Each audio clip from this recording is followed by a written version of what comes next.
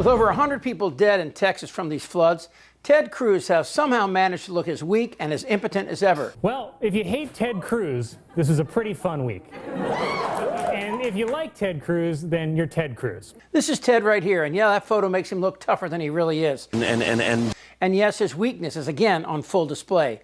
Are you okay with no exception for rape and incest in the state of Texas? Well, that's a question the state legislature is going to decide. What does Ted Cruz think? I think it is up to the voters of Texas to decide that. What do you I recognize you don't like that answer. Kamala can't have my guns, she can't have my gasoline engine, and she sure as hell can't have my steaks and cheeseburgers. 10 years ago, Cruz surprised the world when he stood up to Trump, but that lasted about as long as an original thought in Man-Titty's brain. I know nothing about it. You're saying that they had what? Cruz went from this, Donald, you're a sniveling coward, to this. Donald Trump will be overwhelmingly reelected. And now Cruz is back, blaming the floods and the lack of adequate warnings, not on Texas's shitty infrastructure because Texas has no state income tax and votes down funding from everything from the electric grid to flood control, but instead, Cruz blamed God. And why does God allow bad things to happen to good people? Why does God allow bad things to happen to young children?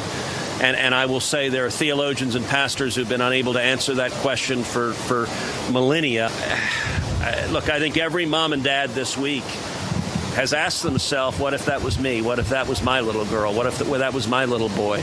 We have a good and benevolent God, but God allows things to happen. Now, if there is a God with all the powers you claim, Teddy, why is Trump still alive? What? And you really want to tell Texans that he'd kill their kids after you and your feckless MAGA creeps cut funds from the National Weather Service and thus didn't get the message out until the floods had actually started? Crucial positions at the local offices of the National Weather Service were unfilled as severe rainfall inundated parts of central Texas Friday morning, and the staffing shortages made it harder for the forecasting agency to coordinate with local emergency managers as the floodwaters rose. Now, Texas officials appeared to blame the Weather Service for issuing forecasts on Wednesday that underestimated how much rain was coming, but Texas Republicans voted against a bill last year that would have established a statewide plan to improve Texas disaster response, including better alert systems, along with a grant program for counties to buy new emergency communication equipment and build new infrastructure like radio towers.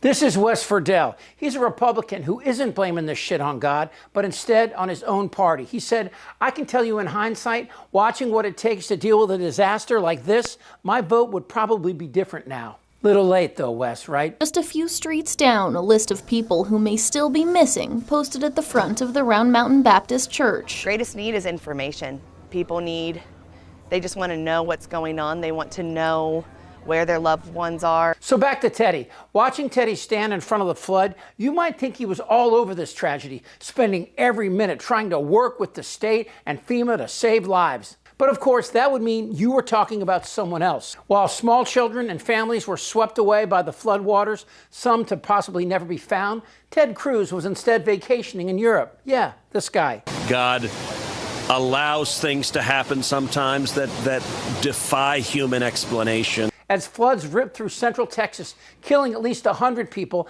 including 27 campers and counselors from a summer camp, Cruz was spotted visiting the Parthenon in the Greek capital Athens with his wife Heidi on Saturday night. This was a day after Camp Mystic announced that more than 20 girls had gone missing in the floodwaters. He didn't come back. He didn't work the phones. He landed in Athens on Thursday, the day after the Texas Division of Emergency Management announced that it was activating state emergency response resources.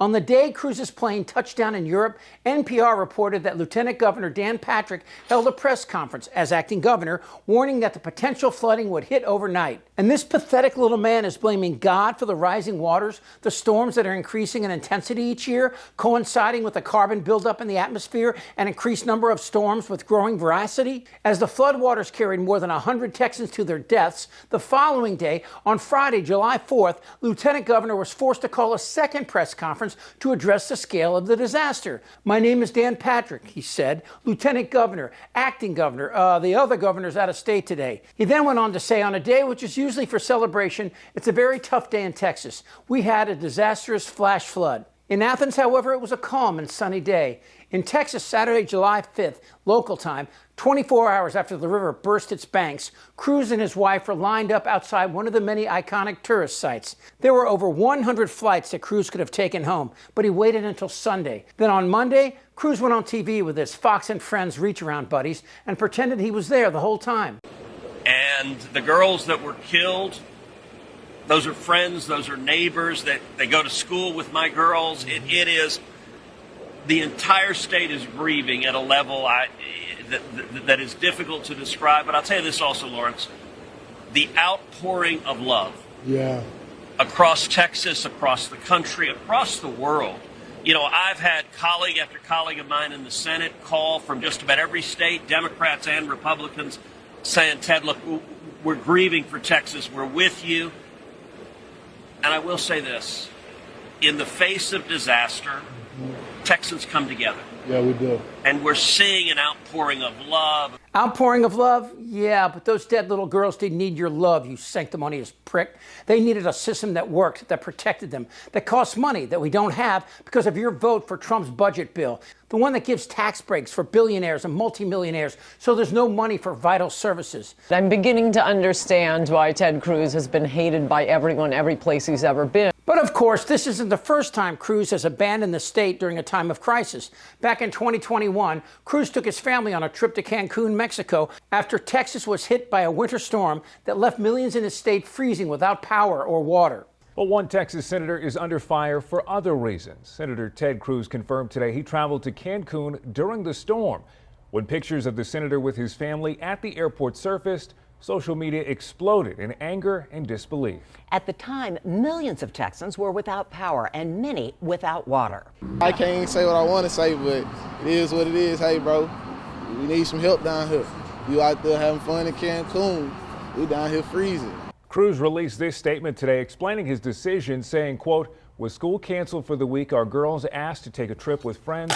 Wanting to be a good dad, I flew down with them last night and am flying back this afternoon. At the time, Cruz defended his sunshine flight by saying he wanted to be a good dad, but returned because it didn't feel right. He actually blamed it on his kids, who he said pressured him for a vacation. Speaking of global warming, we need some global warming. Look, climate change is real science. There's more carbon in the atmosphere in the last 150 years than in the previous 50 million, and it's warming up the oceans, which are causing levels to rise, caps to melt, and storm frequencies volatility. And Ted, I guess you can blame it on God if you want. And this is a time in particular for the church to do what the church should be doing every day. But in a time of grief, I think the church has a particular responsibility to step up. When God made Republicans like Trump and Ted Cruz, well, he must have had a very, very bad day.